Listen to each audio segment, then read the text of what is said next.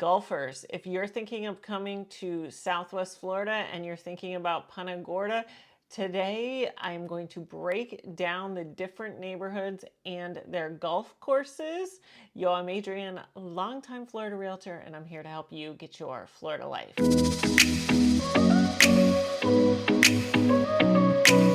If you've always dreamed of coming down here to golf, there's lots of opportunity in Punta Gorda. Punta Gorda is typically not known for its golf, although it's Florida, there's a ton of it. If you want the really expensive, fancy golf courses, you might have to go north or south. But if you are just the kind of golfer who wants to have some fun, go to the club for lunch afterwards, make some friends, and have a well-rounded life, Punta Gorda might be the ideal place for you. We do have some great golf courses. I'm going to kind of break down the neighborhoods, what we're looking at Punta Gorda. This is going to be the first in a series. I'm going to do Port Charlotte, then I'm going to do Venice. You get the idea. So you can really know what you're looking at in a golfing community. To kind of get you a start on what neighborhood might fit you and your golfing needs, you can also subscribe, of course, to see when those videos come out. But let's start. If you are new to this channel, I always start south and go north. There is no reason for this. It's just how I've always done it. So we are going to start in Burnstore Marina. This is the southernmost part of Punta Gorda in general. It's actually in Lee County, which is the county southwest, but has a Punta Gorda address. And it does, of course, have a golf course. Burnstore Marina is really known for its marina. It's great boating. So if you want to golf and boat, this could be great for you. It also has tennis courts, a great social life. There's a lot to do in the marina. There's a restaurant, Cascade. There is no mandatory membership with the golf course in Burnstore Marina. We do see that throughout Southwest Florida, but not here. It's actually 3 9-hole courses, or 27 holes in Burnstore Marina. Social memberships start at about $595 a year, and then you're at about $2,400 to $5,000 for golf memberships. But again, you don't have to join the golf course if you don't want to. So if you're thinking, well, maybe we want to golf, maybe we don't, this is a place you can kind of play around with it. It is a very social place in general. So if you don't end up golfing, or you golf one year and then you decide to do something else, it's a great place for that. I will tell you, the homes inside of Burnstore Marina have an HOA on top of this. So the golf membership is separate, and then you're going to pay HOA fees to the marina, which is a gated community. And sometimes there's layers of HOAs within the community. Like if you get in a condo, you're going to pay the HOA for Burnstore Marina, and then you're going to have a condo fee. And then if you want to join the golf membership, you join the golf membership. If you want a dock, you pay for a dock. So it's all a la carte in the marina, except for you do have to pay if you buy a home with an HOA fee, which they all have at least the marina HOA fee. Now, if you go a little bit north on Burnstore Road, when you come out of the marina, you hit Heritage Landing. Heritage Landing is a new community. It's got a fascinating history. I do have a video on, I believe I have videos on all of the communities today. So if you want a further breakdown, you can check out my neighborhood playlist. But Heritage Landing is an 18-hole semi-private championship golf course. Now, the interesting thing about Heritage Landing is you can, when you buy a home, you can buy a home with a golf membership or buy a home without a golf membership. So if you see two homes and they're very, very similar location, and you're thinking, why is this one a little bit more? Or condos, this is the same in the condo world there. It's probably because one has a golf membership, but that is a question you want to ask if you're a golfer. Does it come with it? You can also, the public can play here, so you can go in and pay, just for a game, for a tee time. One of the great things about this community is it's so new. You can still buy some new construction. You can buy brand new homes in there.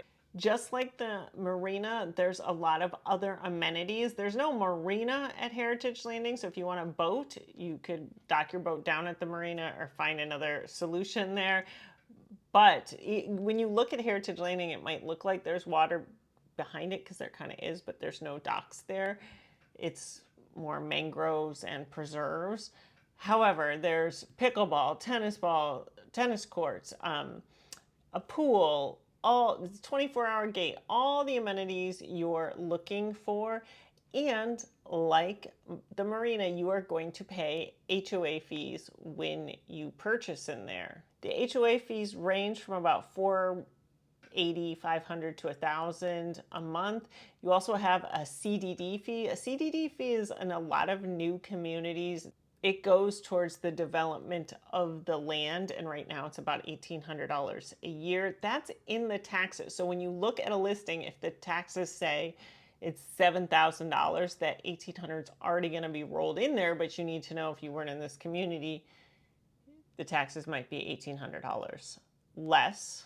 And there's also a $4,000 capital contribution at closing. So you've got some fees in there. If you want to golf on top of that, it's about $600 a quarter. There's a food and beverage minimum of $750 a year. I feel like people can do that. $750 a year is not that hard to spend on food and beverage, but there are little fees within the community that you need to know. That being said, it's a beautiful community. A lot of those fees are to maintain the look and the feel of the community. Next, we're going to go up to Seminole Lakes. Seminole Lakes is kind of, you go up Burnstow Road and you make a right on US 41 or Tamiami Trail. So Seminole Lakes has been around a long time. I often like to tell my grandparents were some of the first residents. Unfortunately, they're no longer around, but it started in the 90s. It's a public golf course. You obviously do not join it when you buy a home in Seminole Lakes. Seminole Lakes is great. It's a gated community, but the fees are very low. It's been around a long time.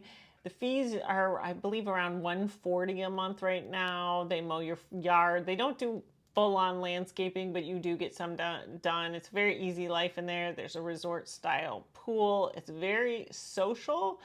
Doesn't quite have the calendar you see on some communities like this, but I have a ton in there, and I know the people all know each other. They used to have a monthly like state parties, like everyone from Wisconsin and everyone from Minnesota at the pool. I don't know if they still do that, but it's a very social, fun place. It's laid back. It's one of the more laid back as far as fees go here. So if you just you're the casual golfer, casual everything, you just want to kind of pop out of your house, a lot of people on the golf carts zooming around, Seminole Lakes might be perfect for you. The homes are a little older in Seminole Lakes because it was developed a while ago, but of course you get some that are very renovated.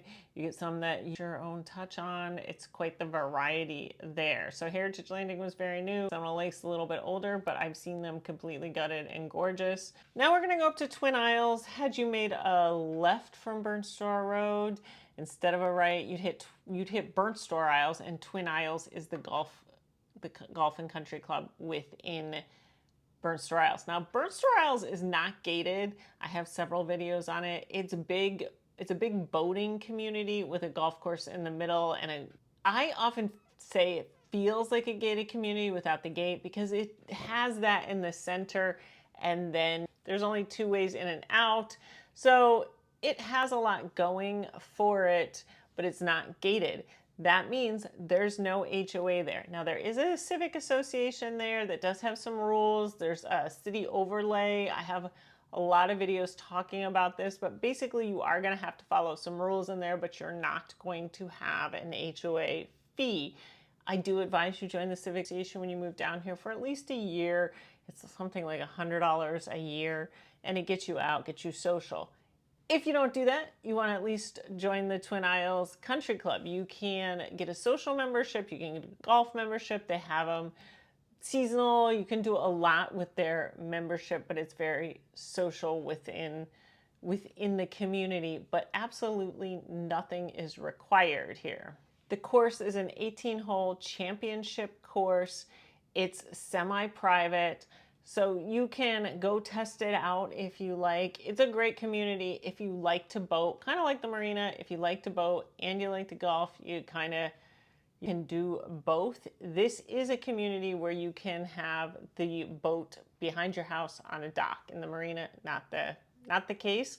Also, if you don't like the HOA fees of the marina, this might be the community for you. Usually price point starts a little higher for a standalone home than in the marina, but both communities there's quite a range. So you can get up in the seven figures in either community. So there's a lot of options there.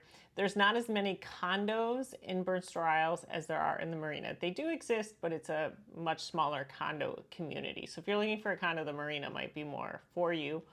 Or maybe our next community, which is Punta Gorda Isles. Punta Gorda Isles has St. Andrew's Golf Club. Now, again, Punta Gorda Isles is not a gated community. It has the same city overlay as Bernster Isles. It is another boating community with a golf course. You can join it, you don't have to join it, but it's nice and convenient that it's right there. It's an 18-hole par 71 championship course with 4 sets of tees. Members of St. Andrews enjoy reciprocal access to the Isles Yacht Club. So if you are that boater golfer combination, you get quite the bonus here of getting to do both. I hope that helps you get started. Again, if you are interested in any of these communities to buy or sell, of course, I'd love to help you. Thank you for watching. I'll see you next week.